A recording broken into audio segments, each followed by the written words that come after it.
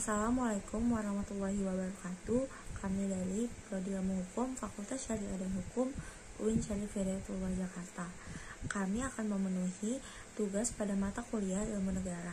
Kami dari kelompok 2 yang beranggotakan Fahri Pratama Putra, Farah Hairunisa, dan Muhammad Aksal.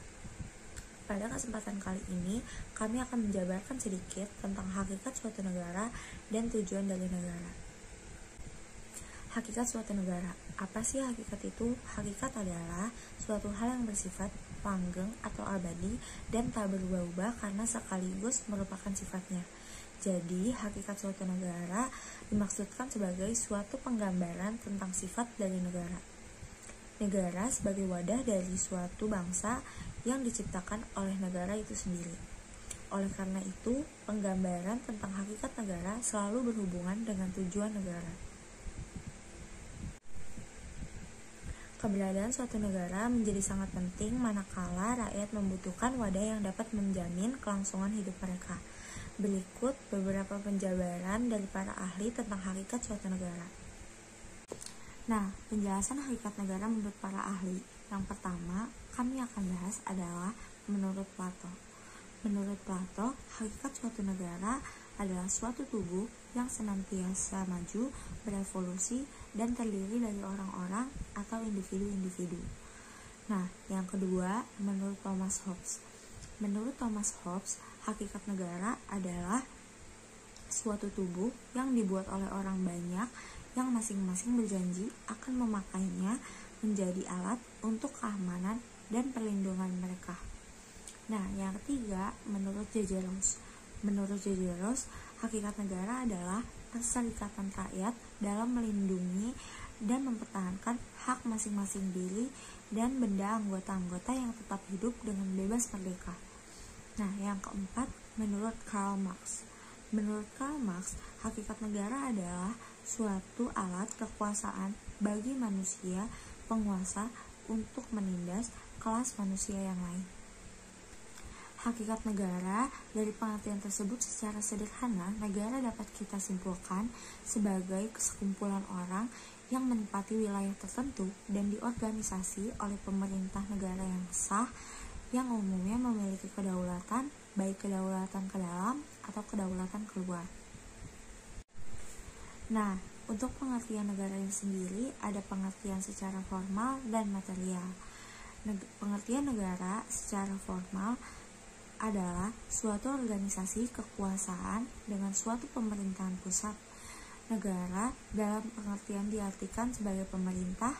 Karakteristik negara formal adalah kewenangan pemerintah untuk menjalankan paksaan fisik secara legal. Nah, sedangkan pengertian negara secara material adalah suatu masyarakat atau negara sebagai persekutuan hidup. Selanjutnya saya akan memaparkan tentang hakikat negara secara sosiologis. Yang pertama, ikatan suatu bangsa. Yang kedua, sebagai suatu organisasi kewibawaan. Yang ketiga, organisasi sebagai jabatan. Dan yang keempat, organisasi kekuasaan. Nah, selain itu, ada hakikat negara secara yuridis. Yang pertama, pemilik atau penguasa atas tanah. Yang kedua, ada pihak yang menguasai atau memerintah. Yang ketiga, sebagai pelindung dari hak-hak asasi manusia. Negara sebagai pelaksana dari kehendak umum. Nah, yang keempat, penjelmaan tata hukum nasional, karena eksistensi negara tampak dari adanya bangunan sistem hukum yang berlaku dalam mengatur kehidupan komunitas bangsa tersebut. Nah, selanjutnya untuk pemaparan materi berikutnya akan dipaparkan oleh saudara Fahri. Yang kedua, ada tujuan negara. Tujuan negara sangat menentukan segala keadaan yang ada dalam negara. Dengan mengetahui tujuan negara itu, kita dapat menjawab soal legitimasi kekuasaan, yaitu kekuasaan organisasi negara, dan juga dapat mengetahui sifat organisasi negara. Sebagai sebuah organisasi, negara mempunyai tujuan yang mengarahkan segala kegiatannya. Dengan demikian, tujuan negara adalah hal yang sangat penting. Secara umum, tujuan negara dibagi menjadi dua. Antara lain, mengatur penghidupan negara dengan sebaik-baiknya, mengatur dan menyelenggarakan pemerintahan. Dengan melaksanakan dua hal tersebut, tujuan negara dapat tercapai dengan baik. Dalam hal ini, tujuan negara akan dipengaruhi oleh tata nilai sosial sesuai budaya, politik, kondisi geografis, dan sejarah. Tujuan negara menurut beberapa ahli. Yang pertama ada Immanuel Kant. Immanuel Kant adalah salah satu penganut teori perjanjian masyarakat, karena menurutnya setiap orang adalah merdeka dan sederajat sejak lahir. Berkaitan dengan tujuan negara, Immanuel Kant menyatakan bahwa tujuan negara adalah melindungi dan menjamin ketertiban hukum, agar hak kemerdekaan warga negara terbina dan terpelihara. Untuk itu, diperlukan undang-undang yang merupakan penjelmaan dari kehendak hukum atau kehendak umum, dan karenanya harus ditaati oleh siapapun, baik rakyat maupun pemerintah. Agar tujuan negara tersebut dapat terpelihara, Immanuel Kant menyetujui asas pemisahan kekuasaan menjadi 3 potestas, adalah legislatoria, rectoria, dan iudicaria, pelaksanaan dan pengawas hukum. Yang kedua ada Niccolo Machiavelli. Tujuan negara menurut Niccolo adalah untuk mengusahakan terselenggaranya ketertiban, keamanan, dan ketentraman. Jadi dengan demikian, kalau dahulu tujuan negara itu selalu bersifat kultural, sedangkan menurut Niccolo tujuan negara adalah semata-mata untuk kekuasaan. Yang ketiga ada Aristoteles. Tujuan negara menurut Aristoteles adalah suatu kesempurnaan warganya berdasarkan asas keadilan. Keadilan pemerintah harus menjelma di dalam negara dan hukum berfungsi memberi kepadanya setiap manusia apa sebenarnya yang berhak mereka terima. Yang keempat ada Socrates. Menurut Socrates, negara bukanlah semata-mata suatu keharusan yang bersifat objektif, yang asal mulanya berpangkal pada pekerti manusia.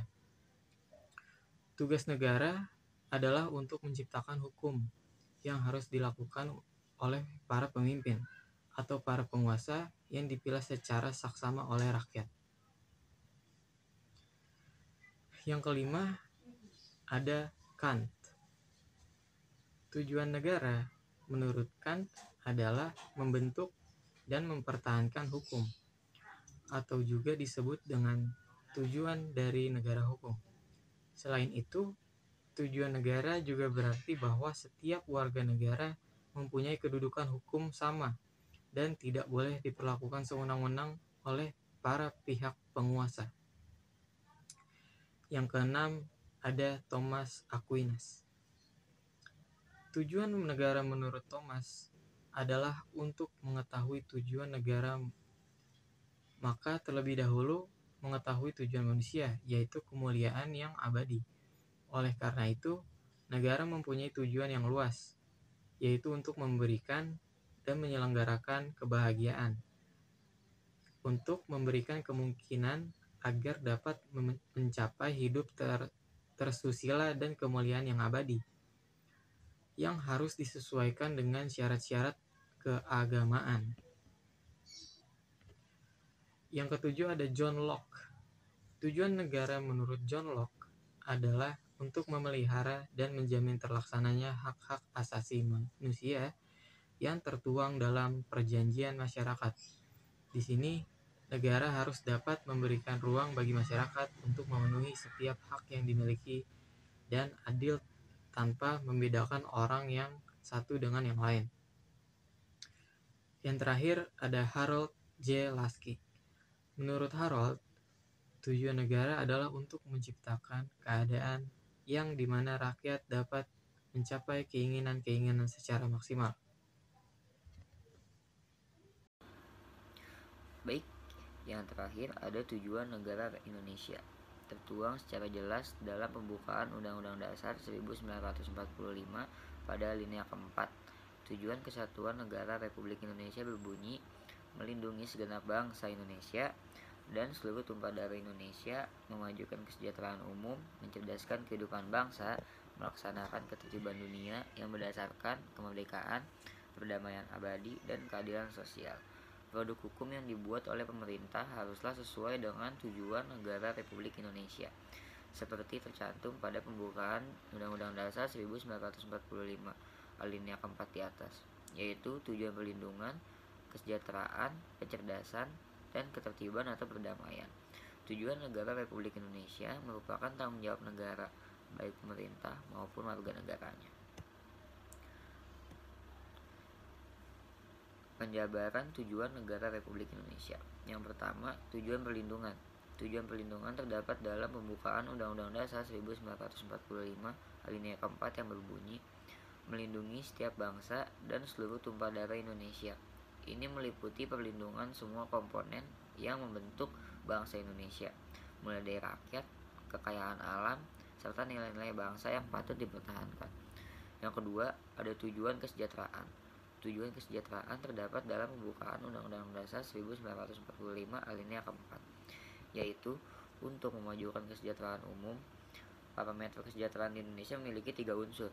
Unsur-unsur tersebut adalah sandang atau pakaian, pangan atau makan, dan papan atau tempat tinggal. Apabila ketiganya terpenuhi, maka masyarakat dapat dikatakan sejahtera. Kesejahteraan umum juga tidak hanya mencakup tentang kesejahteraan ekonomi dan materi, namun kesejahteraan lahir dan batin. Kesejahteraan lahir dan batin antara lain adalah terciptanya rasa aman, gotong royong, saling menghormati, dan menghargai hak dan kewajiban. Yang ketiga, ada tujuan pencerdasan. Tujuan pencerdasan terdapat dalam pembukaan Undang-Undang Dasar 1945 alinea keempat yang berbunyi, mencerdaskan kehidupan bangsa. Tujuan dari pencerdasan ini adalah memastikan seluruh masyarakat Indonesia memperoleh kesempatan mengenyam pendidikan yang layak dan berkualitas. Mencerdaskan bangsa merupakan tugas negara, pemerintah, dan masing-masing individu untuk berusaha meraih jenjang pendidikan yang terbaik. Yang keempat, ada tujuan perdamaian.